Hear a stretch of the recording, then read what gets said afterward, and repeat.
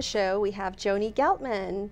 We're very lucky to have her. Welcome, Joani. Thank you. Joani is not only a blogger and author, but she is a social worker and a parenting expert and child development expert as well. Yes, I am. So happy to have you. So we're going to start by asking you, how did you get started?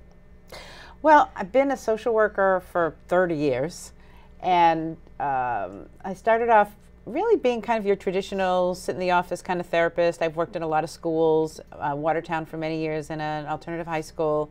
And I started off by being a community organizer way back after I graduated from college. And I loved the people contact that I had and felt like I wanted to learn more about that. So then I went to graduate school. And then I started teaching college and graduate school at Curry College and Leslie. And so I've sort of every couple of years I decide I need to reinvent myself and do something new. And then the parenting expert came from actually my graduate students. When I was teaching at Leslie, I would get to the adolescent psychology portion. I was teaching them child development. These were people going off to teach elementary school. And I would get to the adolescent portion of the class, and the women, it was mostly women who were coming back into the workforce, and they would say, Joani, this information is so important. I go home and use it with my teens. You need to go out and teach this to parents. So about, I guess it was around 7 or 8 years ago, I put together a class called Adolescent Psychology, the Parent Version, and went to public libraries, including Wellesley and a lot of the western suburbs, and offered it for free. And I was just blown away by the number of parents who started to show up, because it was just a different kind of information than they were getting. And it was just understanding why their kids are doing what they're doing and giving them some tools instead of the, what are you doing kind of a tool, sort of the impulsive yelling kind of thing. And so from there it just kind of grew, and then I decided to become a parenting coach. So I never liked sitting in an office and having people come in and out. So now I prefer to meet people for coffee at Pete's, or at, sometimes we go to the library, sometimes I go to their homes. I see and talk to people all over the country, so sometimes they call me on the phone, and it's a very short term. Sometimes it's just one time. Sometimes parents will call me, they email me before we meet and tell me what they need help with, and I study it, and then I get them on the phone, or I meet them for coffee, and I tell them what to do. So when you were a high school student, did you say to yourself, one of these days I'm going to go into social work? Well, I have a calling, and this is what I'm going to do. Well, I don't think it was social work so much, but when I graduated from high school in 1969, I was just talking about this with a friend the other night, there were only basically 3 career choices that women did back then. You either became a teacher, a nurse, or I'm missing one, teacher, nurse, I guess it was a social worker, but I feel like there's one other very female-oriented.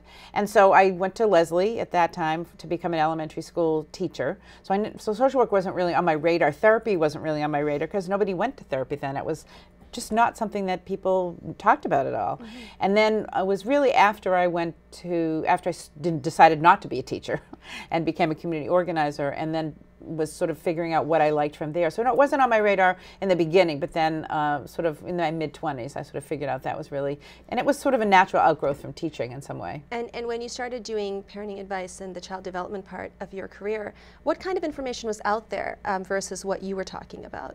What were parents used to hearing that they weren't gelling with?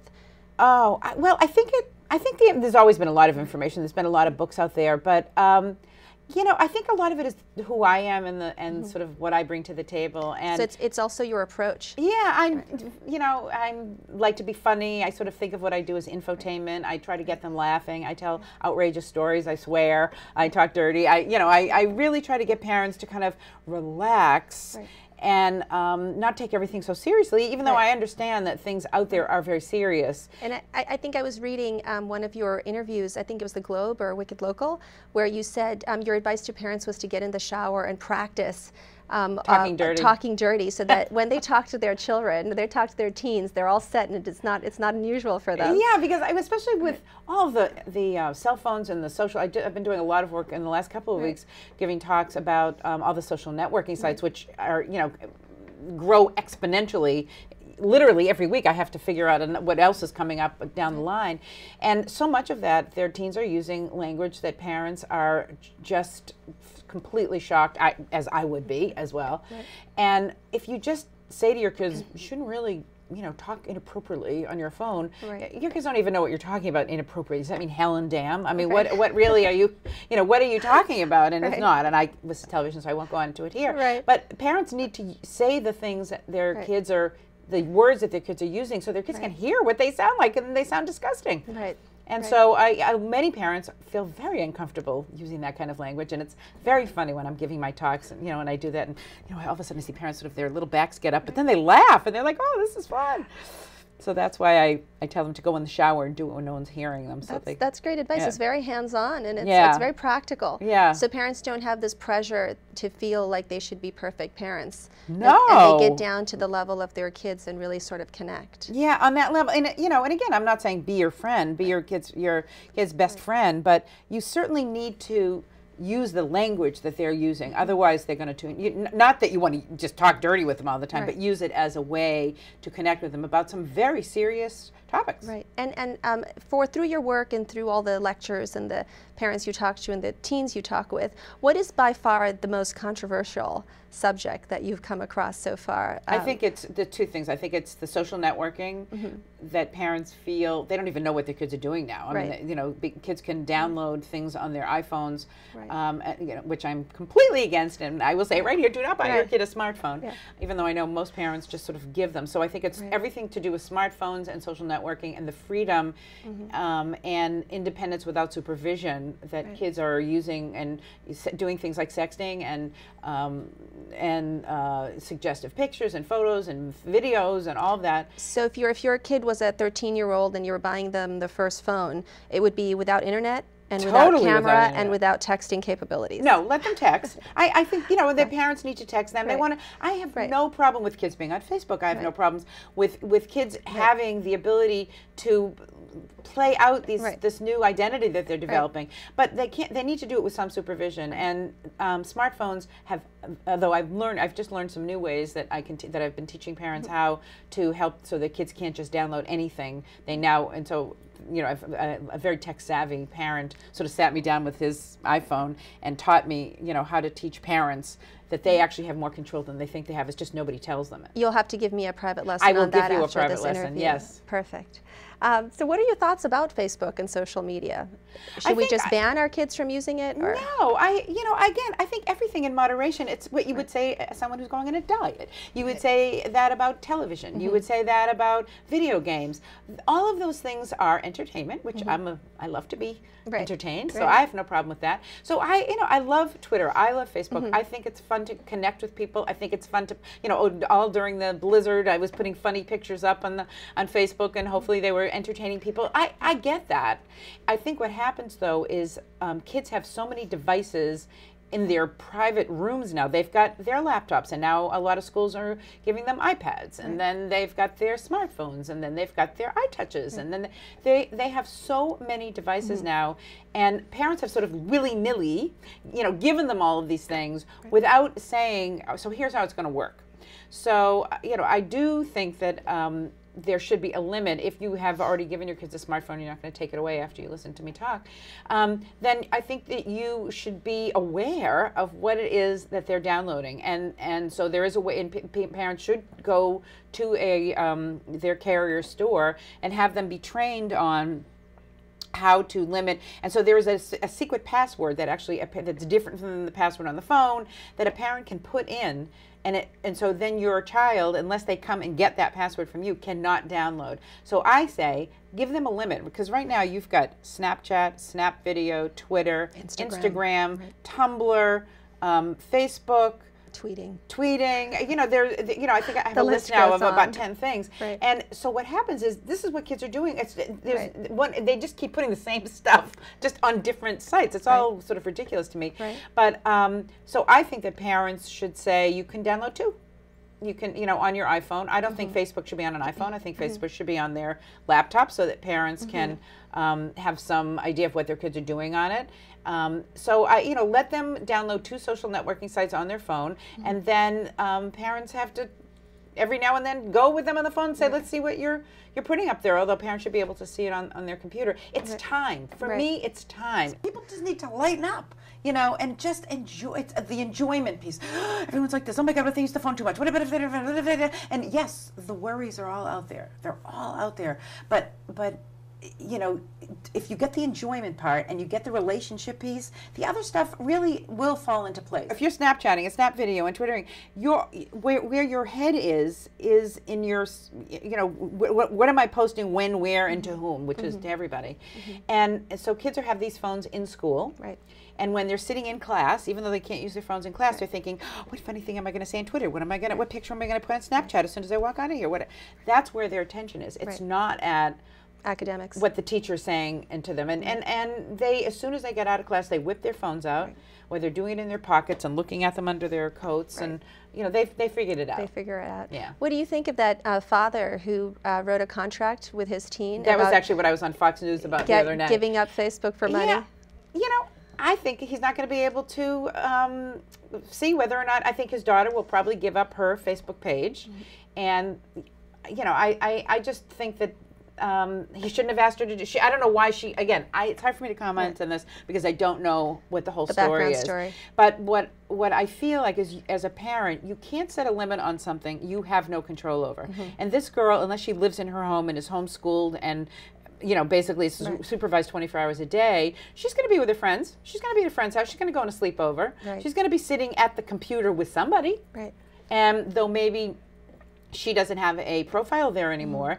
And, you know, she can be sitting with her friend going on Facebook and perhaps through her friend. And again, I'm sure this girl is very honest and trustworthy, and she's not going to sneak anything. But she is going, so the father really can't really influence what she does outside of the house. I guess that there are a lot of people who love it, and there are a lot of people who have a problem with it. And I think the biggest problem with it was money in exchange for giving up the Facebook page rights. I don't think she should have given them contract. Up. Yeah, and I think the whole thing, I don't, as I said to you. And is that a parenting model? That was the question. I don't think you have, because if you have a problem with Facebook, then talk about what the problem is and let's work it through. You know, is it the parents always hugging her because she's on it too long? Has she put crazy things up there? Because when you just pay somebody to not do something, at least for a teen, you're not teaching them an alternative behavior, because eventually, she's only for 5 months. So that means 5 months, she's just going to pick up where she left off. Where's the teaching moment?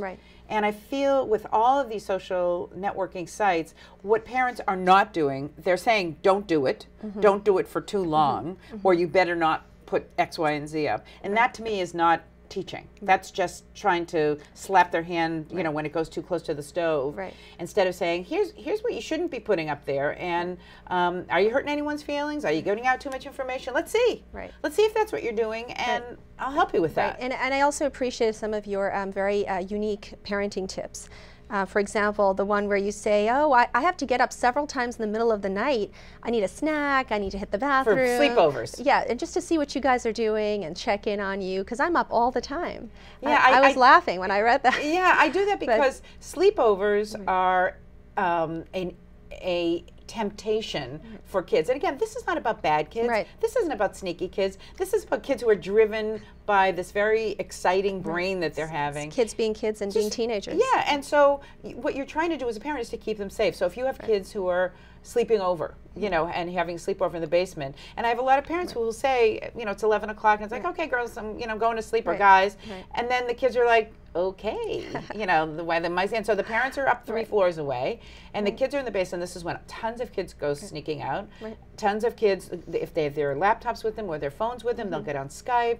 I was just talking to a parent, and I gave a talk the other night in Cohasset, and a parent came up to me afterwards and said that the kids are going on these 2 sites called Chat Roulette and Omegle, which are live chat rooms with strangers. They're disgusting, and they're sexual perverts. There's nothing good about them. But they've downloaded them on the computers, and it's become a fun sleepover to do. So you get all the girls together, and then you put this Chat Roulette on, and then you type in, you know, what are you looking for? And you can say, I'm looking for a 16-year-old boy, but it could be like a 30-year-old man. And then there could be a man masturbating on the television, and all the girls are watching, going, ew, ew, you know, and the parent was saying, all of a sudden I heard them screeching, and they went downstairs and they got freaked out, but they thought it was funny. Right. So they're, so if you're a sleepover parent, your job is to let your kids know that you're not going to bed at 11 o'clock, never to be seen again until the next morning. Right. So that if you are coming up and down the stairs an hour and a half, then they're not going to sneak out because they know that you're going to find them. And how much does that hold true for non-sleepover days, like every day, just parenting every day, just to monitor, because you can't turn the main power off to your house at 9 p.m. to just get a peaceful night of sleep. So well, I just think on an everyday level. Yeah, well, I think first of all, no phones or laptops or iTouches or iPads or all of those things should be they should all be taken out and put in the parents' room, not in the kitchen, not in not in the study downstairs where they're but in your room, in a parent's room, so that the kids get a good night's sleep. Because kids, I had a parent that I worked with the other day where she found that her kid was texting, a lovely parent, lovely kid, and she happened to check her phone bill and saw that her kid had been texting 12:30, 1 o'clock, 2 in the morning, and she thought he had gone to bed at 10 o'clock. So also so that the parents can get a good night's sleep in peace.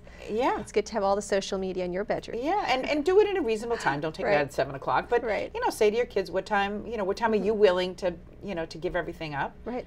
And there's no good that can come from it. Really, it's too stimulating for their brains anyway that late at night. And how much of your work is based on your own parenting of your own kids or kid? Well, I feel like I do practice what I preach. I have this thing that I call I Get It Moments, which is what my book is based on. And it's about being in the moment with your kid, and rather than judging them and criticizing them, and when they do something stupid or when they do something you're like, how could you possibly have done something like that? Understanding, I get, if you're using, for example, a kid who posted something on Facebook, rather than saying, how could you put that on there? That's disgusting, and we didn't train you, we didn't raise you to do such and such. It's like, I get how and why you would have put something like that on there. I get that kids do these kinds of things and it's hard to say no, and you find yourself in a situation you've never been in before.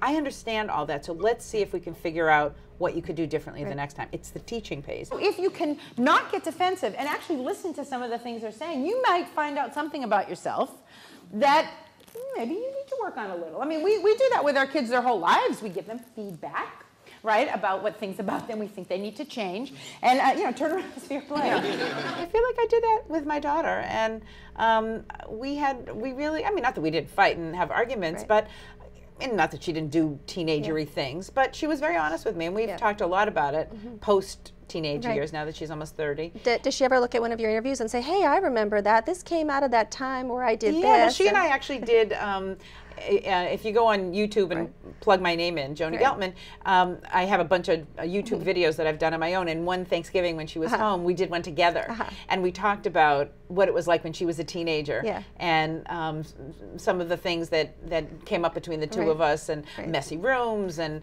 luckily she didn't have a computer and phones, and that didn't happen until just when she graduated from high school. The first thing is, would you agree that when you were a teenager you had a messy room? Yes. And in fact, I was just thinking about this while I've been home for Thanksgiving. My room was a mess. I never made my bed. I had piles and piles and piles and piles and piles and piles and piles of clothes everywhere because I would have to be on the phone at night talking to usually at least 3 to 4 different girls to figure out what we were going to wear. But no texting. They actually talked. We talked because texting wasn't really a thing, back in the old ages of 10 years ago. But we would have to figure out whether or not it was going to be like a casual day and I'll wear sweatpants, or whether or not we would all wear the exact same skirt, shirt, tight shoes outfit. But everything would end up on the floor. And I will say now that I am a solid adult living a good life. And is your room clean now? My life is not a mess. It is not a mess. I know how to make my bed. I keep my stuff in order. But I will say that I was thinking, just coming home for Thanksgiving, and this is something that I wanted to say as a kid, that just the way that kids are with your parents is not necessarily the way they are out in the real world, which is a good thing to remember, because I come home for Thanksgiving and I have not made my bed. And I did the laundry. And she did my laundry, and my stuff is all over the floor, and I'm taking a ride from her tonight to go meet friends, and I had her make me breakfast. But in my real life, when she's not around, I'm fully capable of living a very well-organized life. In some ways, it was better to be BI before internet. Yes. So and I think that's the key. I don't want to say it's a key, but you know, when I talk to a lot of parents about why they feel they have to get their kids every piece of technology that comes down the pike, what they say to me is they think that they want their kids to be tech savvy. Right. And I say to them, well, I don't understand tech savvy. How is that helping? Right. How is it helping them to have access to the internet 24/7 when they need to be studying or when they should be down with the family or having dinner, and now they don't have to come out of the room at all? And I don't really have an answer for me. It's more, I think, about, keeping up with the Joneses, like, we all used to do when we were younger, and not thinking things through. Yes, they have all of these devices as parents, but they're not using them the same way that teens are using them, and they're developmentally in a different place, and that's the piece that's gotten lost here, is that parents aren't thinking, well, if I get my kid an iPhone, what really does that mean? Right.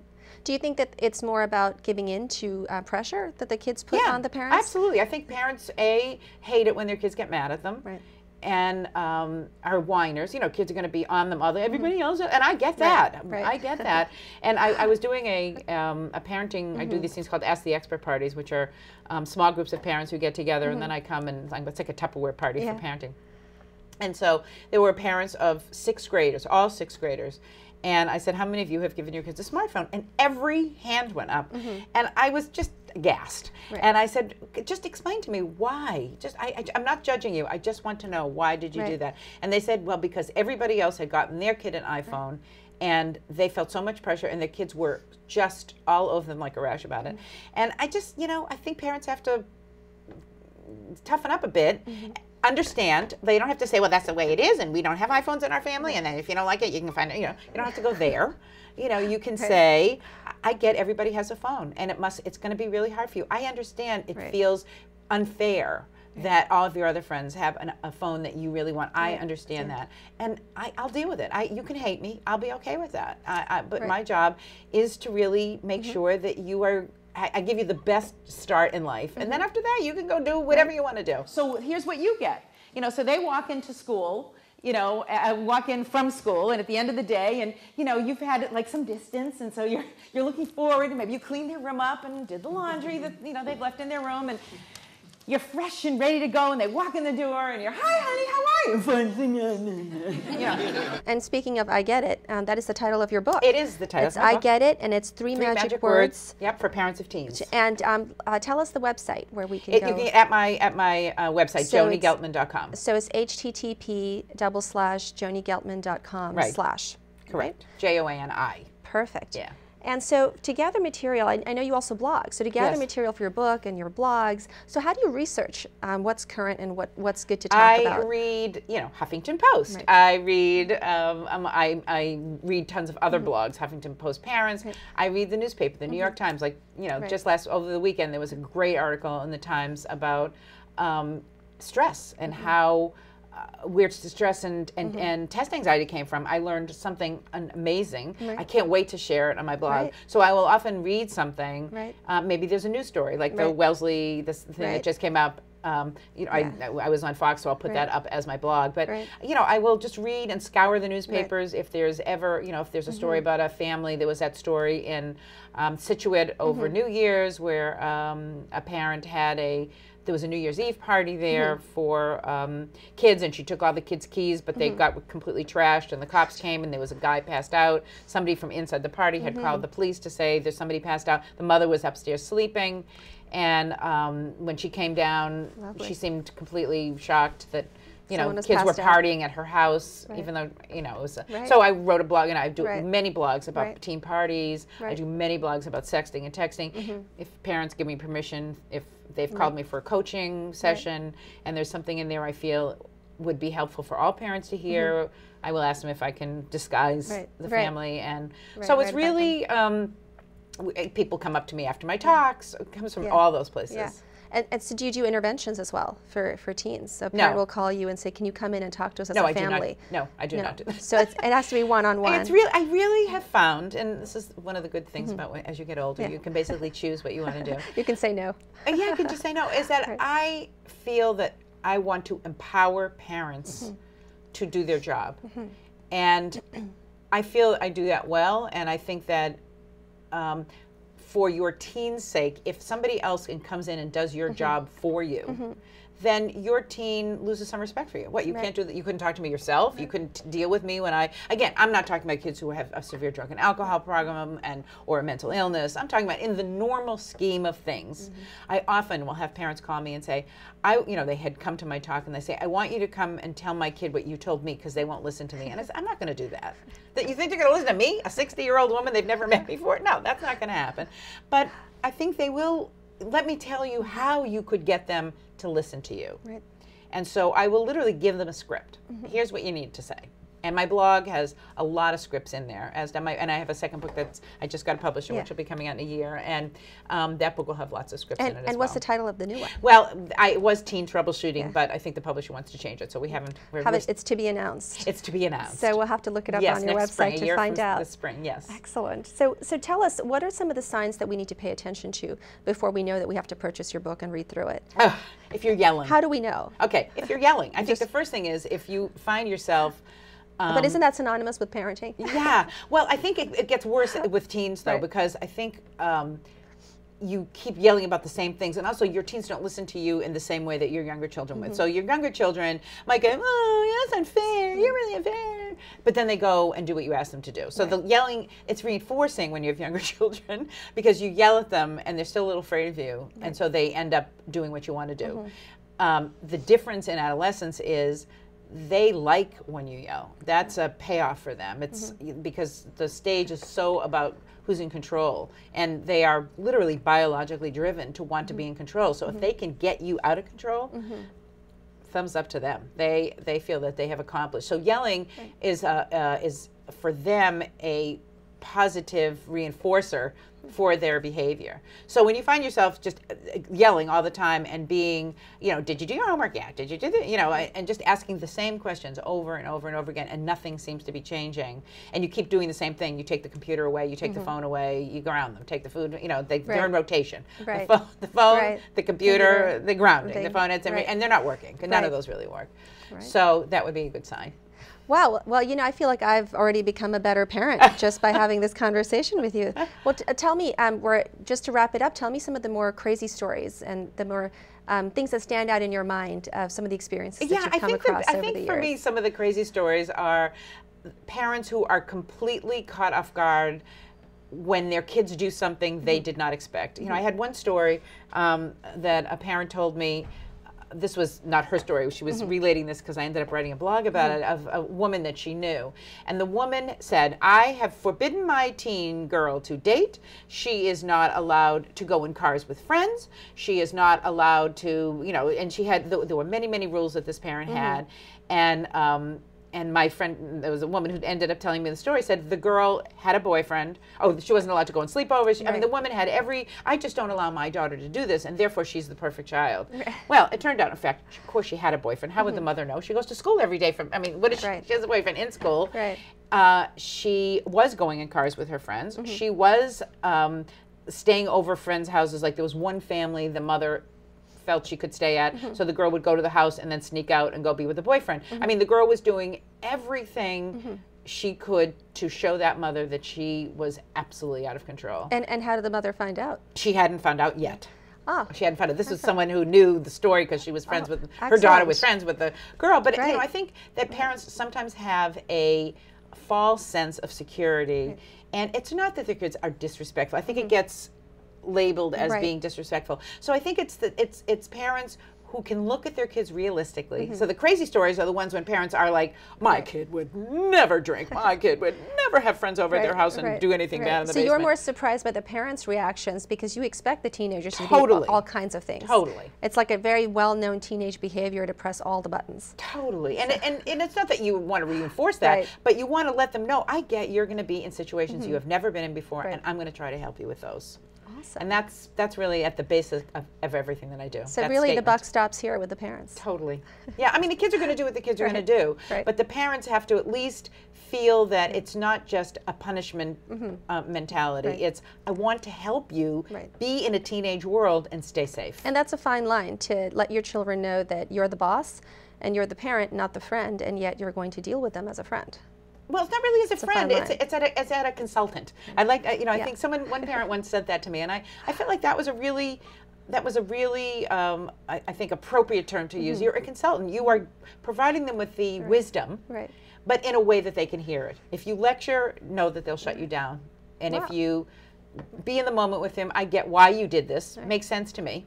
Right. And it's scary, and I want to help you do it more safely. Wow, Joani, that's excellent. I'll have to remember my consulting techniques Yeah. the next time I handle my family. Thank you so much You're for very doing this. We're welcome. so happy that you're able to come in today. Thank you. This was great.